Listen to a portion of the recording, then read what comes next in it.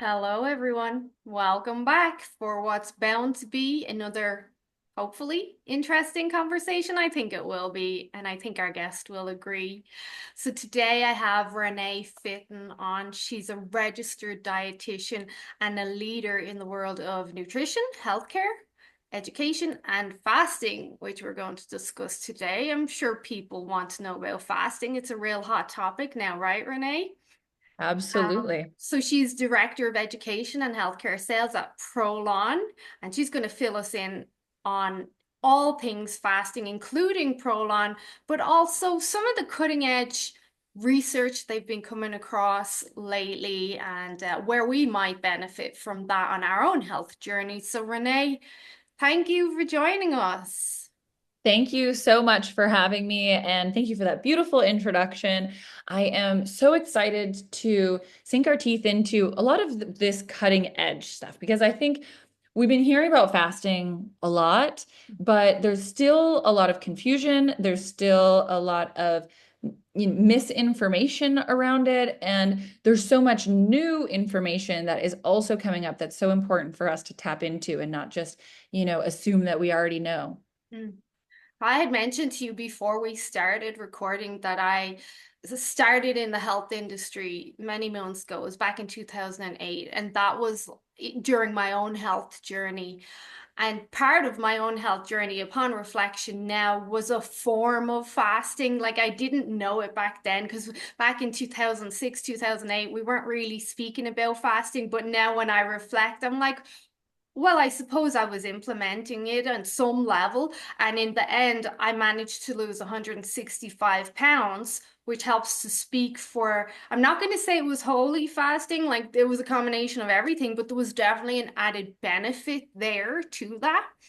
Mhm. So people do have experience with the terminology of fasting, but there is still confusion, even in my clients. What they think is fasting may not be fasting. So can we start with the basics? Like, what is Yes. And fasting? it's one of my favorite questions because I think that it seems like such an obvious answer, which is fasting is not eating. That's kind of how we read it in the dictionary. But then we have to think about, okay, well, do you have to fast for a certain period of time before you get the benefits of fasting?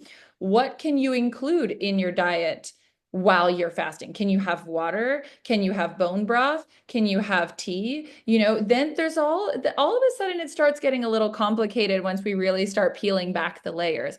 And so what we've since found over, decades of research around fasting is that you can actually consume even foods while you fast because what is actually happening at a cellular level is really the true definition of fasting. The definition of fasting is much deeper than just are you eating or are you not eating. And then the amount of fasting that you do also will change the benefits that you get from fasting. So, fasting for about 12 hours is when you really start seeing some changes. At around the 16-hour mark, we really start seeing a little bit more activation. And then, really, where you start seeing some of these long term healthy longevity benefits is around the 2+ day mark.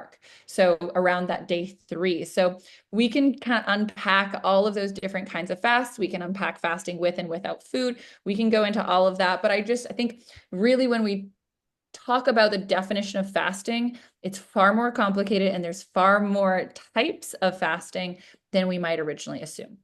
And even in the religious aspect of fasting, which I'll bring up now because it's Lent and I am Catholic, and then we've got Ramadan and all, we generally associate that fasting with abstinence of food. But even in Catholicism with Lent, it doesn't necessarily mean complete fasting of food. It's abstinence of something. It's some sort of sacrifice. And a lot of people don't understand that. And correct me if I'm wrong, isn't it at the 72-hour mark that we see a complete turnover in the immune system? Yeah, so there's still a lot of research that needs to come out in the world of immune health, but definitely these longer fasts are really able to activate that immune system because what we need to think about when we look at fasting is that a lot of the benefits from fasting are actually caused by the stress that it causes on our body. It's Mm. and stress, we've learned that stress is a bad thing, but stress can also be a good thing. And in fact, we have a name for good positive stress. It's called hormetic stress. And that stress can actually cause our body to be alerted to make some positive changes. And that can be, some immune cell changes and improvements, activation of something that we call autophagy, which is deep cellular cleanup. But it does take 2, 3+ days before that amount of stress is induced to cause that change. So shorter fasts just won't get you those benefits. Which a lot of people think, and I see it in my groups that I'm fasting for the autophagy benefit. And I don't like to correct people in that sense because I'm like, well, at least you're doing something. I don't want to burst your bubble. The longest fast I ever did was 81 hours. And it just so Woo! happened that I was fasting on a Sunday and I had an MRI on a Monday and I needed to be fasted. And then once I got past the slump, around day two, I was like, I might as well keep going. It wasn't even planned. I was just like, let's just see how long I'll go. And then by 81 hours with my training regiment, I was crashing. I was like, I need to eat now. But it was a fast, but it was unintentional. I did enjoy it once you day two seems to be the hardest for everyone. Absolutely. I mean, we see that. I'm a big proponent of 5-day fasts, and I will say, without a doubt, it's either going to be day 2 or day 3 that's going to be the toughest day. But once you get over that hump, it is incredible how much your body adapts and gets really comfortable and happy with all of the cleanup and changes that are happening. Not to mention that there's all of these adaptations that tell our body and alert our body so that we can, if you think about it in the evolutionary sense, once you've reached 3 days of fasting, your body wants you to be at peak performance so you can go catch that XYZ animal that will help sustain you, right? And so you're hyper alert, you're hyper aware, you've got energy, and it's all of this counter regulatory hormones that are flowing through your body because you're in this fast. So a lot of people get super comfortable in that fast around that day 4, 5 day mark to the point where when I'll tell patients, okay, day 6 is here, please break your fast. Without a doubt, I'll get people that say, can I Yeah, please keep yeah, going? yeah, And, there's so many benefits to stopping a fast, so I'm a big proponent of longer fasts, but I'm a very big proponent of healthy nutrition in between fasts as well, because the rebuilding is just as important as the cleanup and breaking down. yeah. That's something I say a lot to my clients who are generally doing the 16, 20-hour fast. And it's reminding them that not all the magic comes from the fast itself. A lot of it comes from our feeding window too. But we have, as humans and mammals across the board, this is an argument that gets put forward a lot is like, oh yeah, we've been fasting for thousands of years. Yeah. Okay, that's one side of the argument. But thousands of years ago, we didn't have the environment or the stressors we have nowadays. So Mhm. fasting 3,000 years ago was quite different to fasting in 2025. That's a really interesting and valid point. And probably ties nicely into some of the suggestions that I'm going to be sharing for how to limit the stress on your body that you are getting from a positive stress. You want to try and mitigate that as much as possible, especially in women and especially in certain populations. But um, it's so interesting. And I'm so glad that you brought it up because now I'm going to have to sit on that one and think about it because absolutely things have changed. I mean, I always talk about how our food system has completely changed and how that has changed the way that we fast because we don't fast because there's always food around. There's a fridge that's like within an arm's length of us at all times. And so the vast majority of the world is not taking advantage of the benefits of fasting and certainly not on these 2, 3, 4, 5 day fasts that are so critical to get that cleanup. And so just in the sense of where we're at in our current, food system, we've really put ourselves in a tough place to get the benefits of fasting on top of all of that. Mm. So in the context of like our environment and stress, we have stresses left, right, center, like everywhere. Like nobody is exempt. So then Yeah. what I will see in my clients specifically is asking them, and I'm talking in the context of a cleaner fast. Um, that even that 20-hour fast can be too stressful for them because their body is already so stressed from either work, kids. Overtraining is a huge one, which is getting more notice nowadays because I think of all the Instagram influencers with their 600-pound deadlifts. Like these are all stressors. So then in the case where the body's already stressed and it does need fuel, now you do a clean fast and you could be opening up Pandora's box, not only exacerbating that stress, now you could potentially destroy sleep, hormones, as you mentioned, but also when they do feed, they almost get a rebound effect of just uncontrollable eating and cravings. Yeah, and that's why, I mean, so you may have heard me say this before, but I actually don't really believe in fasts over about 14 hours on a regular day-to-day basis. And even realistically 12 hours for most people, because that is a reasonable amount of time on a everyday basis to fast, and it doesn't cause stress on your body. And if you are going to add stress to your body, you want to try and do it at least frequently as possible, right? You want to limit that stress and keep it as impactful but limited as possible. And that's why, very infrequent long fasts where you can just get the most bang for your buck is awesome. And then every other day, follow a circadian nutrition pattern. There's a lot of research now around circadian nutrition and following kind of our cells clock, which tells us that we really only need to fast for 12, maybe 14 hours in individuals that need to maybe focus on weight loss or some of the additional metabolic benefits of fasting. And in the context of fasting, what you're saying now, the 12, 14, 16 hours, that's we're pretty much just alluding towards abstinence of food during that time.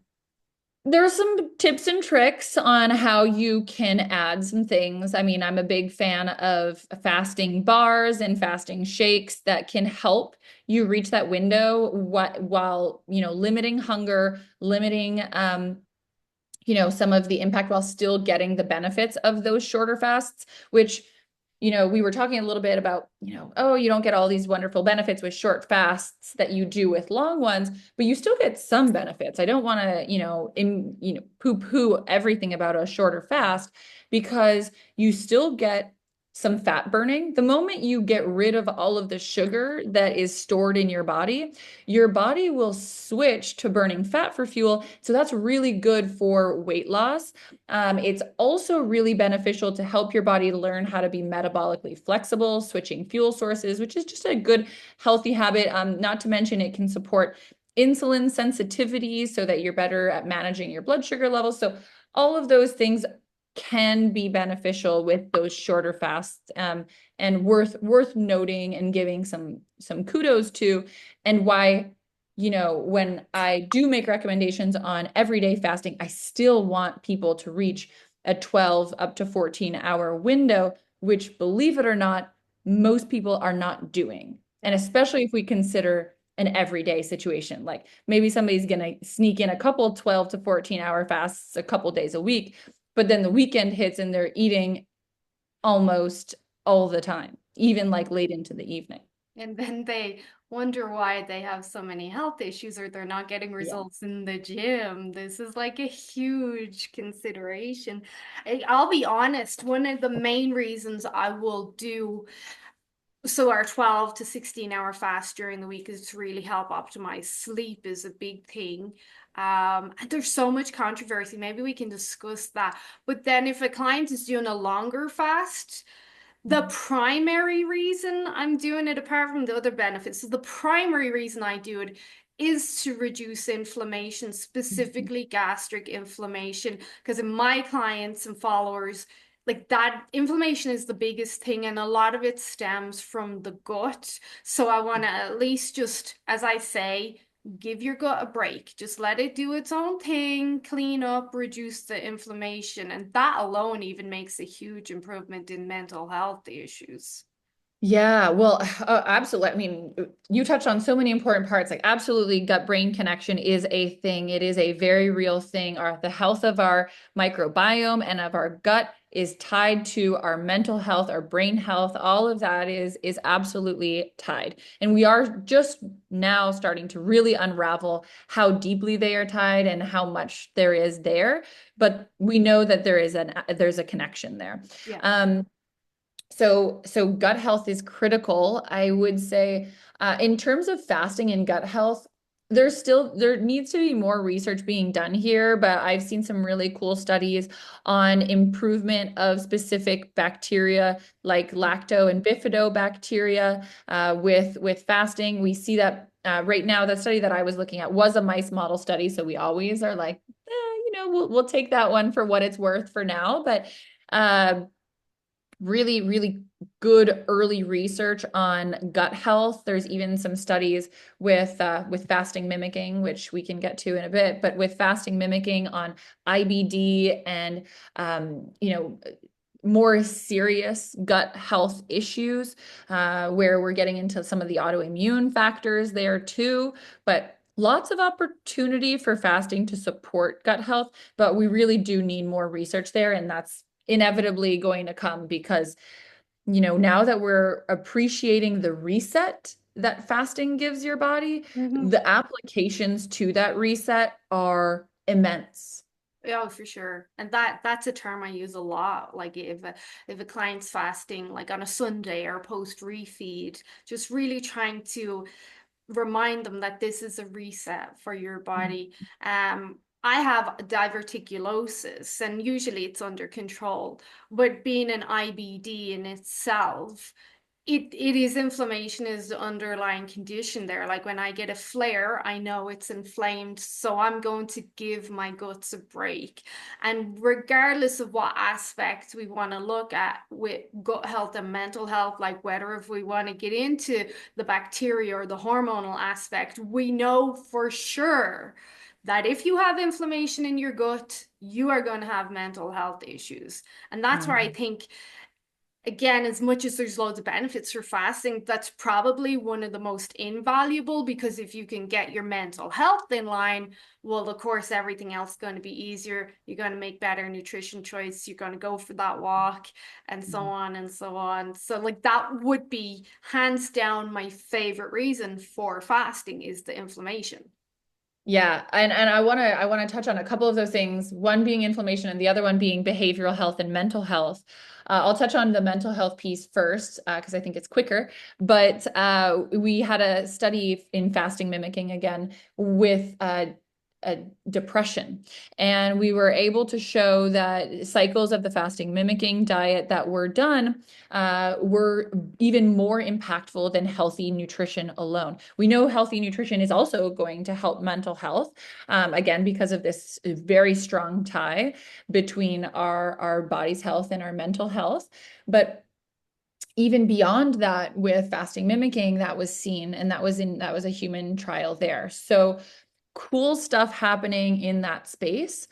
And then in terms of inflammation, I mean, inflammation is such a big word right now. And I think it's because inflammation can be triggered by so many different things. So, yes, gut inflammation is a big problem for a lot of people. But even if you don't have inflammation there, you might see inflammation in your vascular walls, or like essentially like in the walls of your blood vessels.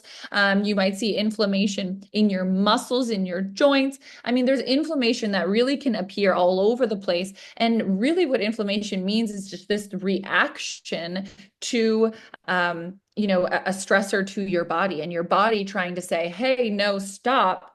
We don't like this. We need to fix it. And that is happening across our body in so many different ways. And sometimes in really small amounts, it's actually really beneficial. And it's your body fixing things and getting rid of things that shouldn't be there.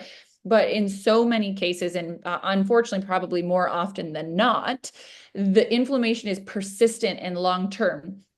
And the reason why I, again, love fasting in this concept of inflammation is that because fasting is not like a drug that is pointing at one specific piece of the puzzle, it's letting your body kind of do a lot of cleanup kind of all over the place at a cellular level in so many different systems of your body. You're able to tap into a lot of different regions where inflammation may stem from. So, you're supporting blood sugar, healthy blood sugar levels. If you have unhealthy blood sugar levels, that can lead to inflammation. You're supporting your gut health and all of these other components. And so because you're tapping in from all of the different directions, you're able to have a pretty widespread net on your impact for health. And I mean, if we step back, inflammation as well. Yeah. I don't know if you recognize it with your clients, but in my clients, as much as there's so much talk about inflammation nowadays, I come across a lot of women and men who they've heard the term inflammation, but they do not know how to recognize it in their body. And it'll take weeks of me asking the same question over and over again, and even saying, can you please sit in your body? How does it feel from head to toe? Like, it's a training practice in itself, which is shocking because it is at the stem of nearly all diseases that we hear it, but we don't know how to recognize it. Absolutely. And even, in terms of measurement at a clinical level, when we look at labs, there are a lot of different ways that we can capture inflammation. And if you don't have one, you might have another. And if you didn't measure that one, like, it's gonna just go uncaptured and unrecognized. So, I think a lot of the time people are looking at things like CRP and things like that, but you might have completely normal levels of that CRP, but you do have inflammation that is actually just happening elsewhere. So it's just really interesting at how pervasive it is and how difficult it is to recognize it and capture it. But that's also why nutrition support and lifestyle changes are so valuable, because they are able to tap into the things that maybe we can't tell are happening or we can't see with our naked eye, but they will inevitably have a beneficial impact for your whole system. I'm glad you brought up the CRP because that's something, as you know, being a Canadian yourself, CRP is like almost the only test that doctors will do here. And then you will have people come back and, oh, my CRP is low or it's fine. Yeah. That almost means nothing. Just because, like, CRP is not a reliable test. Just because it says it's low, but you're coming to me with all these aches and pains and chronic diarrhea, like, the tests are not always reflective of what's really happening. And there's Yeah. definitely Yeah. confusion. I think, as valuable as testing can be, sometimes we become too reliant on testing and we stop listening to our own body. Absolutely. I could not agree with that more. I have a dietitian on my team that is a big in just body awareness and taking time to really just listen to your body. And that is a whole training process in itself. So, I could not agree more, but it is also very difficult for a lot of us, including myself at times, to tap into. So it's a training. Yeah. So I know someone is listening to this now and they're saying, well, that's it. That's my cure for inflammation or whatever. I'm just going to fast. If only it was that easy. And this is what I had mentioned I wanted to speak to you about before we recorded is a lot of my clients now going through that perimenopause and postmenopause phase. And to fast in them, I have to be careful because these women are already like highly stressed. And now you've got a reduction in actually the anti-stress hormones, so pregnenolone, progesterone, thyroid, but we've already got an increase in the stress hormones, which is estrogen, serotonin to some extent, but also then our adrenaline and cortisol. So, depending on the woman, if you ask her to fast anything more than 16 hours, it can just throw her body through a loop. Like 1 day of fasting can affect a woman up to 2 weeks, depending on how long she go. And women, we want to do everything. No, I can do it. And all of a sudden she's messaging me and she's like at 40 hours, and I'm like, what? Why didn't you tell me? Don't do that. There's a caveat when you get into fasting in older women. Postmenopausal seems to be a bit better. I don't know if you saw the research. It seems to be easier postmenopausal. I would argue that's because of insulin resistance. Insulin resistance increases in women as we age. Yeah.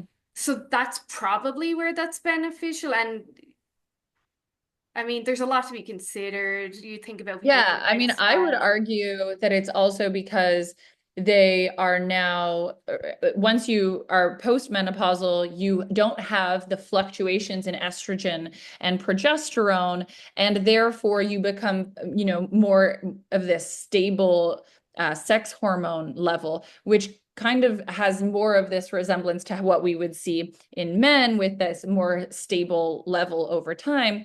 You aren't having to adjust your fasting schedule around your period, and therefore you have a little bit more flexibility in how and when you can fast. So that's also another factor to keep in mind when we get into the postmenopausal space, where you have more flexibility in your fasting. And so that's probably where I would make a lot of Yeah, assumptions. I would agree, but I'd also consider, I feel like postmenopausal women are just worn down. They're fed up with life, can't be bothered. Food choices then are not the best. Movement Yeah. is not the best. So if you can bring in some fasting days, at the very least, it Yeah. can help to mitigate the lifestyle choices for sure. Absolutely. Absolutely. I mean, that's one of my favorite parts of these longer fasts is that they're able to do a lot of work really, really quickly. So, well, of course, as a dietitian, I would never recommend that anybody just like, not care about their nutrition in between these longer fasts.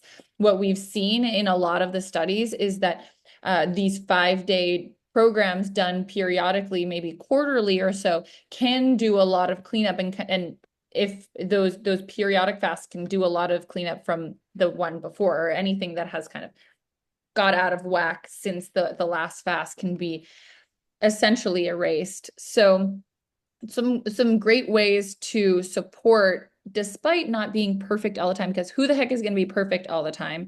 None of us can do. I mean, there's some people that certainly try, but But but they're it, I miserable, so yeah, exactly. Like we need to be able to enjoy our lives. We need to be able to thrive with the things that we love. And sometimes that's absolutely going to be food, and maybe that food is not always going to be perfect for us. So having kind of a solution to be able to rewind the clock a little bit, and I use that saying very carefully here because we've been able to show reverse biological age with long fasts as well, is really just kind of an incredible tool that we can have in our toolkit. I tested my biological age last year and it said I was 29, which I'm not. But I was like, hell yeah, I am. And I do attribute it to fasting because I've been doing it for 2 decades now, Yeah. obviously. So I do think there's some truth there. In the research, have you seen much of a differentiation between the sexes, like men and women? Because it would seem that in the context of clean or fast or water or liquid only fast, men seem to respond better, the same way men respond better to keto and carnivore than women. And I would suppose that's the hormonal aspect, and we're not as resilient as men. Yeah, so I would say honestly, in terms of research, there's not enough of it in the space of women's health, comparing men and women. A lot of studies are just done on men. In a lot of, I spent a lot of time, and I've hinted at this a couple times now, with fasting mimicking. And with fasting mimicking, we see in almost all of the literature, it's about 50-50 men and women, where you don't see very much differences between the sexes at all. But granted, that is a different type of fast. Mhm. When we look at water only fasting, there's some, very early suggestions that there are differences. And that is, as you mentioned, very understandable, based off of just the differences in the way that our bodies are essentially managed and run, at the hormone level, among many others. Mhm. So I'm curious then, just circling back to the perimenopause Mhm. aspect, it can be to do these cleaner, longer fasts, it can be quite stressful. In some of my clients, I don't know if you've heard this before, but I'm going to give you my story. In Yeah. some of my clients, and it's not uncommon to be honest, if they try to do, and these women and men included, they already are very stressed or they have been very stressed for many, many years. And if I ask them to do a clean fast, let's just say from a Saturday evening to a Monday morning, as soon as we reintroduce food again, and even if it's something like easily digestible, nothing too heavy on the gut, they will have chronic diarrhea for the whole day because when they didn't eat, they already had stomach issues, low hydrochloric acid, low enzymes. And when they don't eat, of course, those signals downregulate. So now they've even less. And when they do eat, the body just can't deal with it. So it'll just flush it.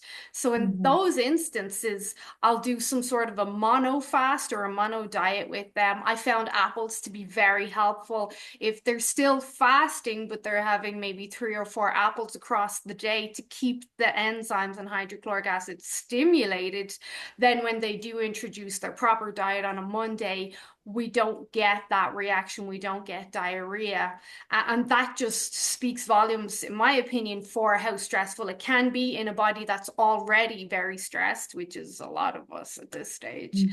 And that's where what Prolon does would help to mitigate something like this because although we've been speaking about clean fasts and liquid fast for the last while, like you mentioned a minute ago, there is another option and that's called fasting mimicking. So what Mhm. is that? Yeah, so fasting mimicking is my all-time favorite. It is essentially the ability to get all of the wonderful benefits of water-only fasting, but with food. So you can incorporate some nutrition into your diet during the course of however long you're fasting, that will let your body continue to behave and trigger that deep cellular fast without, and still get all of those deep cellular benefits, without all of the hunger, without all of the stress to your body, without the possible muscle loss that we see sometimes with water only fasting. So you're really able to mitigate a lot of some of the downsides of water only fasting and get all of those wonderful benefits at the same time. So fasting mimicking has been around now for over a decade. There's about 30 plus years of research behind it, over 40 clinical trials investigating this now.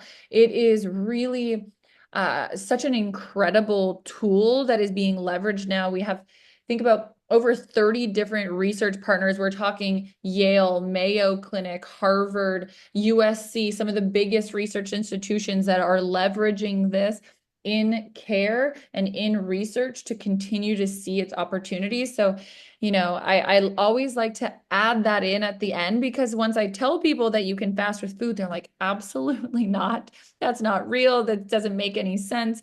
But it has been very heavily studied to understand the biological kind of pathways that you need to live below to make that a reality. And now it is. I had seen a couple of years ago, and I can't even remember the exact study. It must have been about 3 years ago. It was some research around macadamia nuts as Mm. being a fasting mimicking food, and part of it was because of their high fat content. I think Mhm. this was more alluding to not getting an insulin response in that area, but I do remember sharing that with my group. Yeah, so it's really interesting.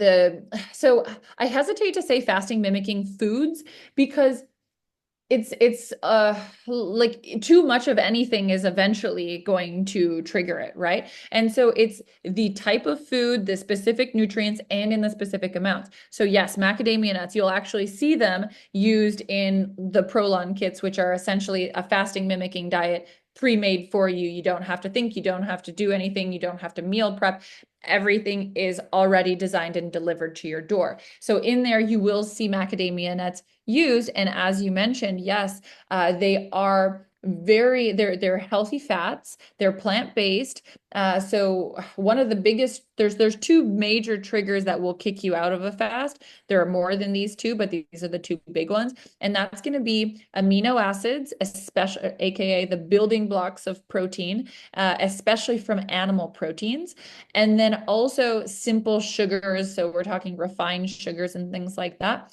Those in any high quantity or even, moderate quantity, honestly, will immediately kick you out of that fasted state. So those are the things that you're watching out for. But yeah, that's kind of the very, very, very high level, but there's a lot more minutia there. Is the with a fasting mimicking diet, whether or not it's the Prolon prepackaged stuff, or if someone wanted to just do their research and combine a load of these foods at home, there's still a calorie control or deficit to be considered there because again, what you're saying, like in excess, we could be stimulating these other pathways. Yes, exactly. So and we try not to talk about it in terms of calories because then people think, oh, well, then I'll just keep I my calories under 800. And that's also, so it's like, as you mentioned, it's really kind of this combination of many things. It's calories. Yes, you want to stay below a certain level of total consumption, but you also want to make sure that you're having the right type of nutrients, the right ingredients, the right combination that all comes together to essentially live below. I like to call them radars or alarm bells on the cellular level that are looking for very specific things in specific amounts. And the moment that they are too high or present in any visible amount to those alarm bells, they are sounded and there's no turning back. So you really want to be very cautious, and that's why, I mean, I am a big proponent of using the kits. The Prolon kits are also, now there's a company called L Nutra Health that is also doing pre-made fasting mimicking programs that also add dietitians and physicians and all of the good stuff to help support you through the program. But they take all of the guesswork out, because I would hate for somebody to pick the wrong thing or eat a little bit too much of it and then break their fast unknowingly. And unfortunately, there's no way to know. The only way to know is if you were to go do these really, clinical, I shouldn't even call them clinical because they're done in a lab. Where you're measuring autophagy at like the DNA level. So, yeah. With the fasting mimicking and these you said under the radar, but as you were speaking, I'm like, well, we're hitting a level then where we trigger certain reactions and we want to stay underneath and not set off that trigger. One of them would be a consideration would be with mTOR, if I'm correct, because Dr. Walter Longo, who's involved somewhere in your research, I know he is, that yeah. was originally what he started kind of speaking out loud about was that mammalian target of rapamycin and how that growth pathway could be quite problematic as we get older and for the onset of certain diseases. Absolutely, and I'm so glad that you brought that up. I mean, I always hesitate a little bit because it can get nerdy really quickly when we start talking about some of these specific nutrient sensing pathways. But yes, those alarm bells, what we call them, is nutrient sensing pathways. There's a handful of them, mTOR being one of them. Another big one that people are talking about are IGF-1. Another one is going to be PKA. But now I think people are really starting to talk about mTOR and recognize its importance in longevity. And the fact, I mean, even people are now taking rapamycin, which is essentially trying to avoid the trigger of mTOR, so that they can support longevity. And what fasting does is it also prevents the activation of mTOR. So you can see that these are two different ways of tackling that mTOR pathway, but with fasting, you also are tapping into many other pathways as opposed to just that one. Mm. This can be a problem for a lot of athletes and especially like bodybuilders and pro physique competitors Mhm. because of their training regime and how they eat. They're always, they probably don't know it, but I'm sure some of them do.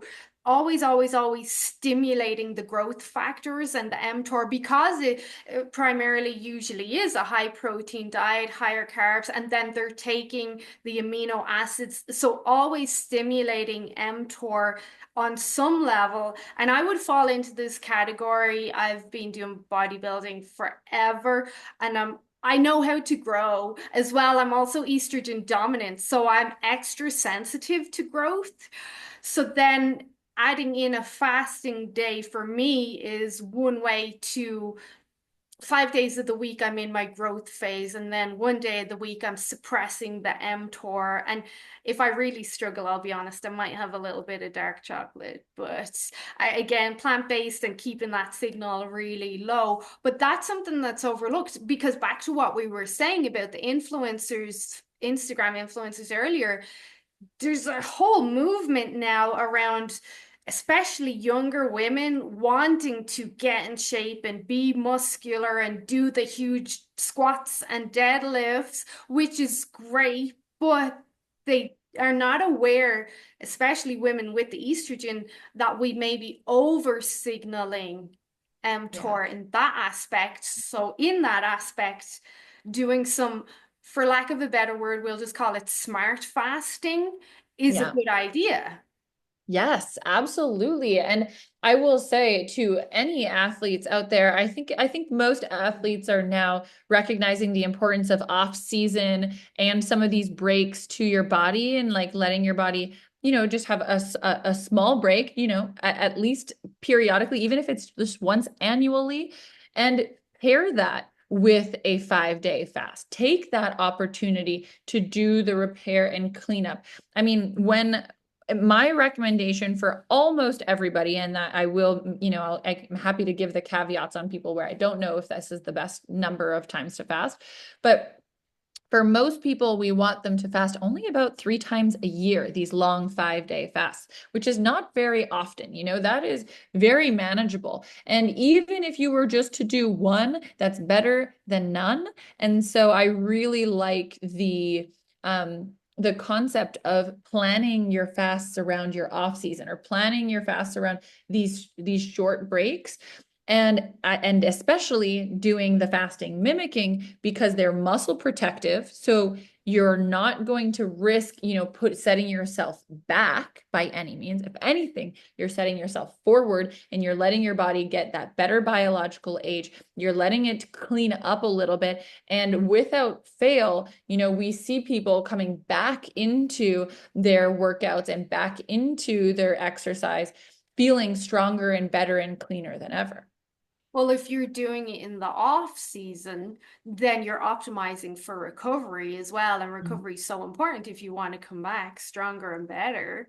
And again, for anyone that missed it, when you're speaking about 5 days, you're not speaking about just clean liquid fast. This is the No. fasting mimicking. But Yes. what you mentioned there in regards to planning your fasts, I'm curious as to what you think about Dr. Mindy Pelz's work, Fast Mhm. Like a Girl. Mhm. Um, I honestly, I could leave or take it. It doesn't really matter to me. But in the context of what we'd mentioned already, in the hormonal influences, and we are more insulin insensitive, no matter your age, in Yeah. the second half, in the Yes. luteal phase of our cycle. So would you plan to do it then Yes. instead of, So like, if you're a cycling woman instead of the follicular phase? Like, we recommend, we're actually right now in line with Mindy Pell's work, which is to fast in the first 15 days of your cycle where you are more estrogen dominant. During that time, that is where your body is more stable in a ketogenic state, as opposed to the last, 10 days or so. Where you are more progesterone dominant and your body is just craving carbohydrates. Whether or not it is safer, better, all of those things is still to be determined. The research truly is not there.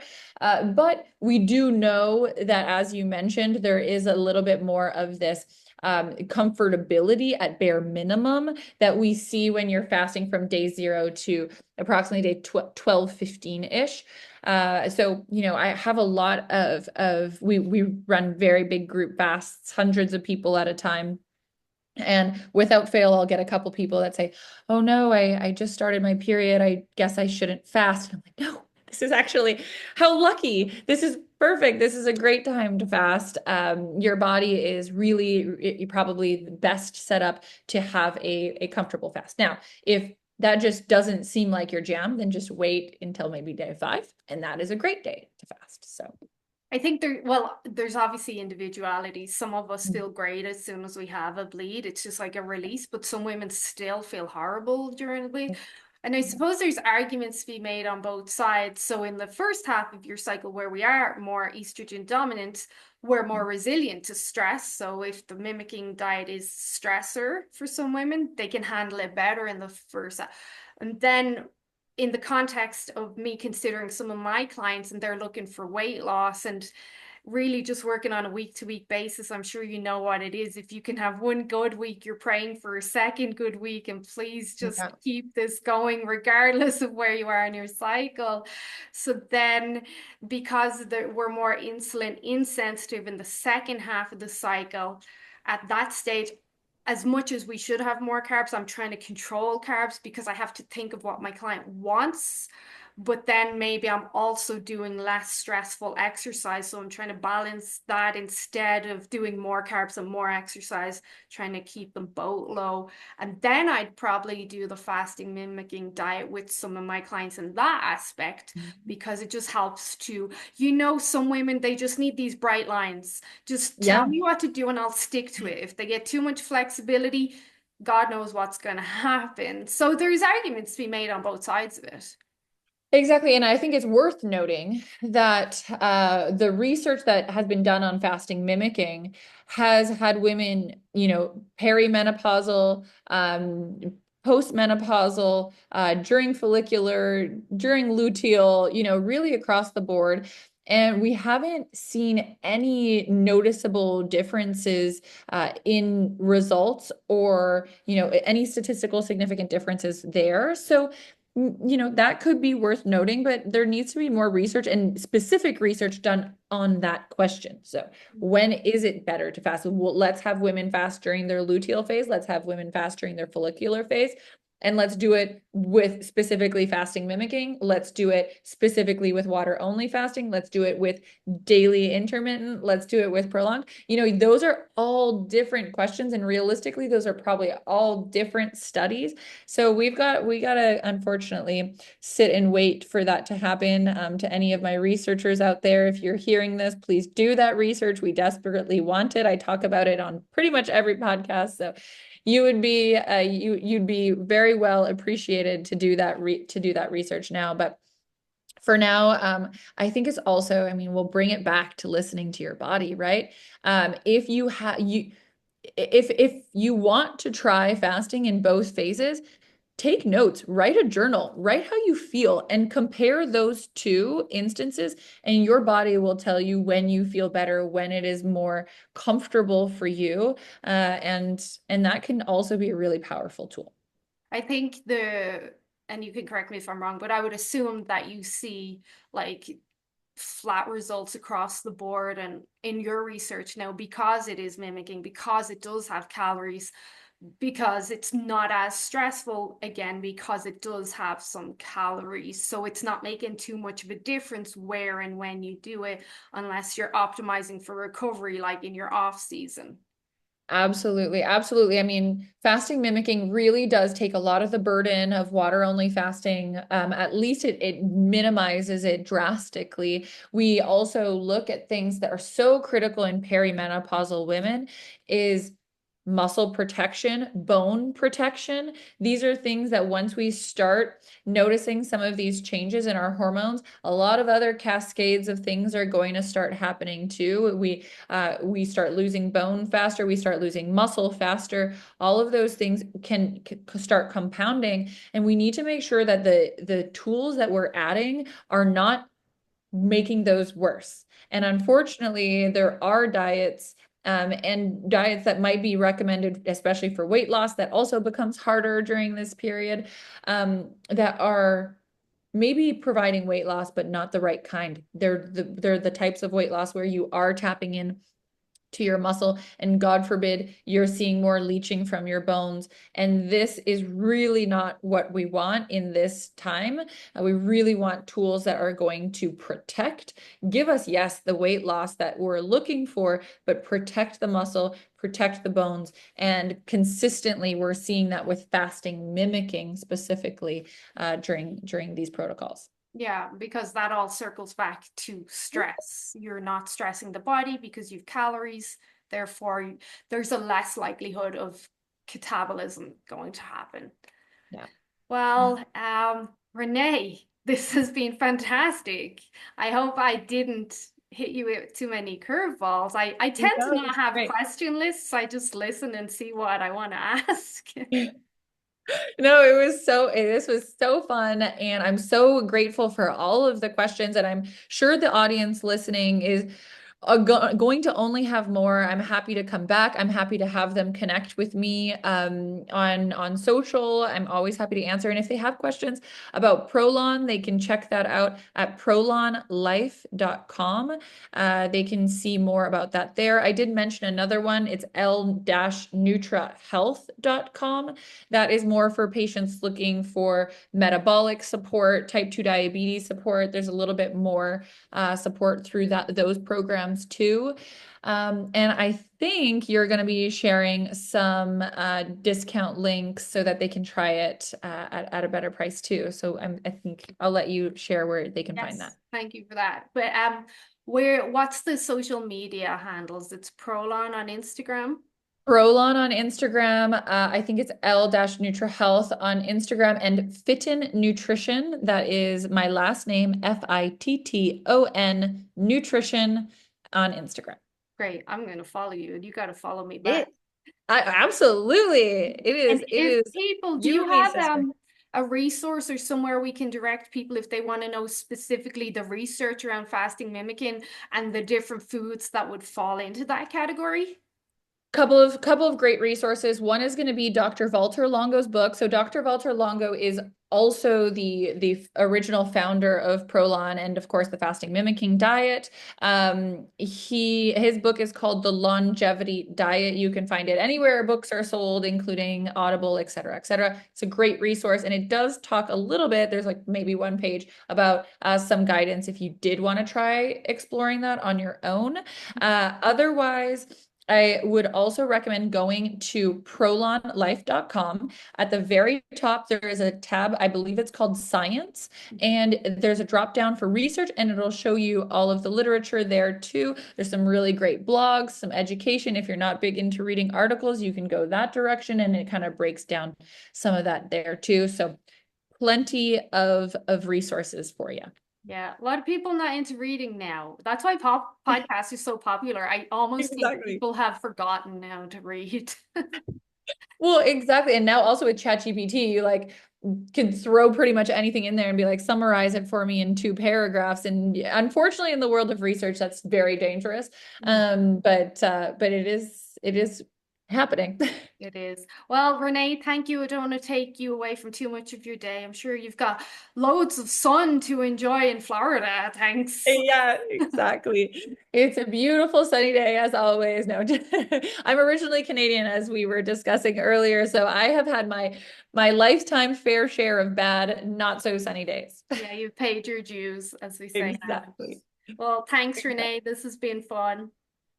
It has been so fun. Thank you so much for having me, and I can't wait to reconnect soon. Thanks.